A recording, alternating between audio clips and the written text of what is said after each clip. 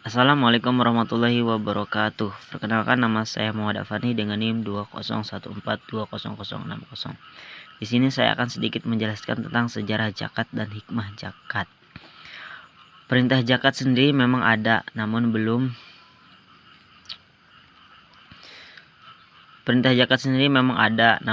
ada ketentuan yang spesifik terkait dengan waktu dan waktu kadarnya. Menurut tafsir Ibnu Katsir pada ayat 2 surat Al-Muzammil, yakni didirikanlah salat wajib dan tunaikanlah zakat yang fardu.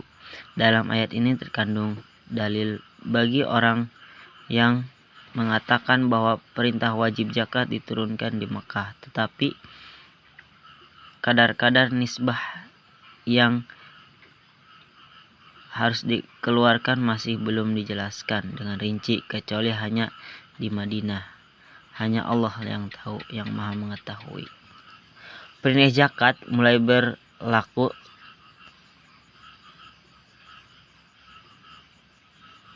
setelah Nabi hijrah ke Madinah. Zakat diwajibkan pada tahun ke-9 Hijriah, sementara sedekah fitrah telah diwajibkan sebelum tahun ke-2 Hijriah. Tetapi ahli hadis memandang zakat telah diwajibkan sebelum tahun ke-9 Hijriah. Ketika Maulana Abdul Hasan berkata zakat wajib setelah hijrah dan dalam kurun waktu 5 tahun setelahnya. Sebelum diwajibkan zakat bersifat sukarela dan belum ada peraturan khusus atau ketentuan hukumnya. Peraturan mengenai pengeluaran zakat muncul pada tahun ke-9 Hijriah. Ketika dasar Islam telah kokoh, peraturan yang disusun meliputi sistem pengumpulan zakat, barang-barang yang dikena zakat, batas-batas zakat, dan tingkat presentasi zakat untuk barang yang berbeda-beda. Adapun hikmah zakat. Beberapa hikmah zakat dapat dimuatkan sebagai berikut. Yang pertama yaitu menghindari kesenjangan sosial antara gabris dan Yang kedua, pilar amal jami antara aghnia dengan para mujahid dan dai yang berjuang dan berdakwah dalam rangka meningkatkan kalimat Allah Subhanahu wa taala. Yang ketiga, membersihkan dan mengikis akhlak yang buruk. Yang keempat, alat pembersih harta dan penjaga dari ketamakan orang jahat. Yang kelima, ungkapan rasa syukur atas nikmat yang Allah berikan. Yang keenam, untuk mengembangkan potensi umat. Yang ketujuh, dukungan moral kepada orang yang baru masuk Islam. Yang kedelapan, menambah pendapatan negara untuk proyek-proyek yang berguna bagi umat. Yang kesembilan, menolong, membantu, membina dan membangun kaum huwafa yang lemah fafa dengan materi sekedar untuk memenuhi kebutuhan pokok hidupnya.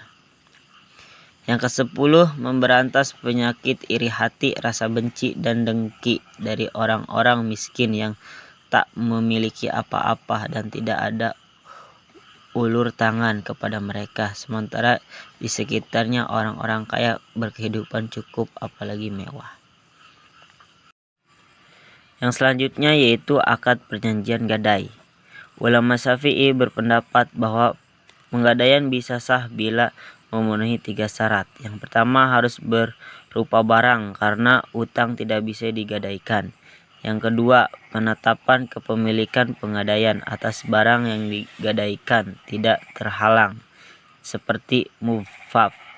Barang yang ketiga, barang yang digadaikan bisa dijual manakala sudah masa pelunasan utang gadai. Nah, berdasarkan 3 syarat di atas, maka dapat diambil alternatif dalam mekanisme perjanjian gadai. Yang pertama yaitu akad al-khatun hasan. Akad ini dilakukan pada kasus nasabah yang menggadaikan barang untuk keperluan konsumtif. Yang kedua, akad al-mudarabah.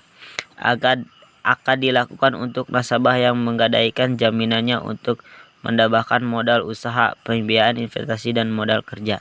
Yang ketiga itu akad bai al-mukayabah.